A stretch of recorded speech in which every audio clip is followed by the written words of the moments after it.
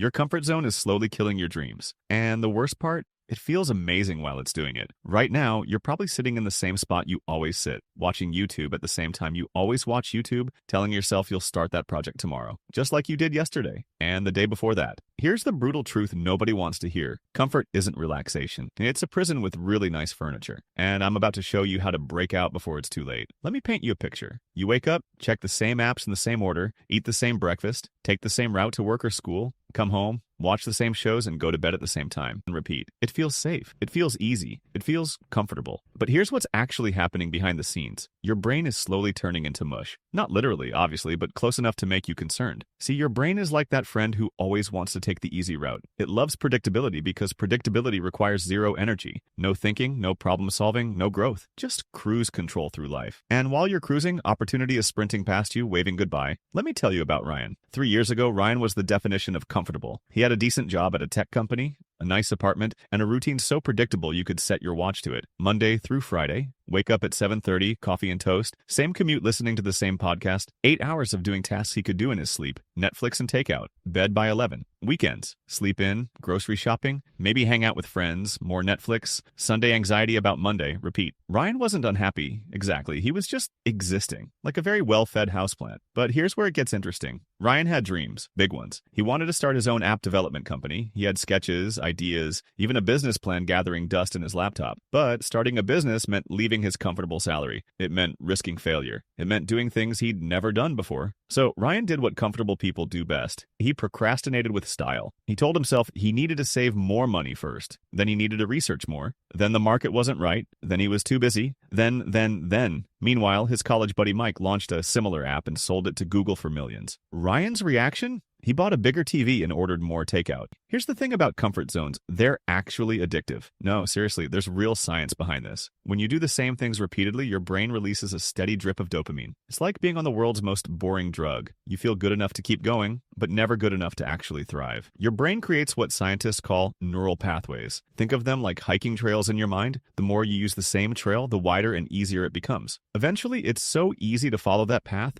that your brain doesn't even consider other routes. This is why you automatically reach for your phone when you're bored. This is why you order the same thing at restaurants. This is why change feels so uncomfortable even when you know it's good for you. Your brain is literally fighting against your own growth because growth requires energy, and your brain's number one job is to conserve energy for survival. Unfortunately, your brain hasn't figured out that we're not being chased by lions anymore. So while your ancestors used this system to avoid actual danger, you're using it to avoid the mild discomfort of trying new things. Evolution is hilarious sometimes. Now, you might be thinking, what's so bad about being comfortable? I'm not hurting anyone. I'm paying my bills. I'm fine. But here's what comfortable really costs you, and it's way more expensive than you think. First, opportunities have expiration dates. While you're waiting for the perfect moment, someone else is taking imperfect action and getting results. Remember Mike with his app? He didn't wait until he had all the answers. He just started. Second, your skills are slowly rotting. Use it or lose it isn't just a saying. It's brain science. Every day you don't challenge yourself is a day your abilities get a little bit weaker. You might not notice it now, but your future self definitely will. Third, and this is the big one, regret compounds. Every year you spend in your comfort zone, the what-ifs get louder. What if I had started that business?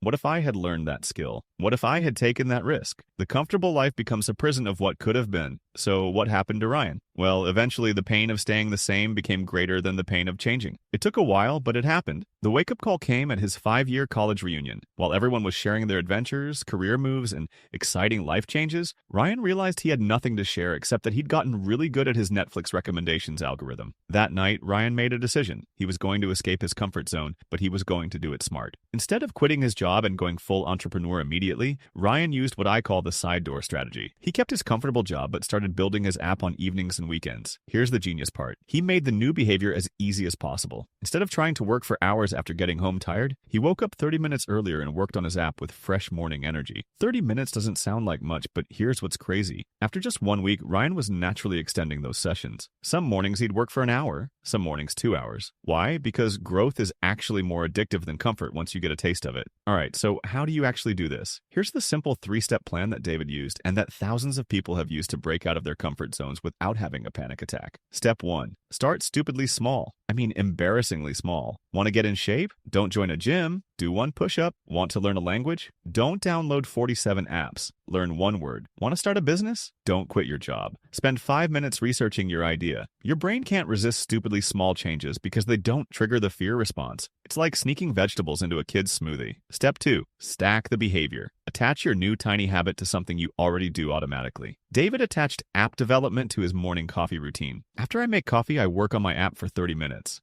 That's it. This works because you're not creating a new neural pathway from scratch, you're just extending an existing one. Step 3. Celebrate the ridiculous. This is the secret sauce that nobody talks about. Every time you do your tiny new behavior, celebrate like you just won the lottery. Seriously. Do a little dance. Say yes out loud. Give yourself a high five. Your brain releases dopamine when you celebrate, and dopamine makes you want to repeat the behavior. You're literally rewiring your brain to crave growth instead of comfort. Ryan started celebrating his 30-minute morning sessions like he'd just closed a $1 million deal. His roommate thought he was losing his mind, but it worked. Here's where Ryan's story gets really interesting. After 6 months of 30-minute morning sessions, he had built a working prototype of his app. Not perfect, but functional. Instead of continuing to tinker with it privately, Ryan did something that would have terrified his old comfortable self. He shared it online. The response was immediate. People loved it. Not everyone, obviously, but enough people that Ryan realized he had something real. Within a year, Ryan had quit his comfortable job and was running his own company. Within 2 years, he had a team of 5 people and was making more money than his old salary. But here's the plot twist that nobody saw coming. Ryan's app wasn't the thing that changed his life. The process of leaving his comfort zone was what changed his life. Once Ryan proved to himself that he could handle discomfort and uncertainty, everything became possible. He started saying yes to things that would have terrified him before. He moved to a new city. He started dating again after years of being too comfortable with being single. He learned to rock climb, took salsa dancing lessons, and even did a stand-up comedy open mic night. The comfortable Ryan would never recognize the person he became. So here's my challenge for you. Right now, before you click away from this video, I want you to identify one tiny thing you can do today that's slightly outside your comfort zone. Not life-changing, not terrifying, just slightly uncomfortable. Maybe it's texting someone you haven't talked to in a while. Maybe it's taking a different route to work tomorrow. Maybe it's trying a new type of food for lunch. Maybe it's spending 10 minutes learning something you've always been curious about. Whatever it is, make it so small that your brain can't come up with a good excuse not to do it. Then do it. And when you do it, celebrate like Ryan did. Because that tiny step outside your comfort zone isn't just a small action. It's proof that you can handle discomfort. If this video made you realize that maybe, just maybe, it's time to stop being comfortable with being comfortable, hit that like button and subscribe for more videos about turning your life from a boring rerun into an adventure worth watching. What's the first tiny step you're going to take? Your future self is waiting. Don't keep them waiting too long.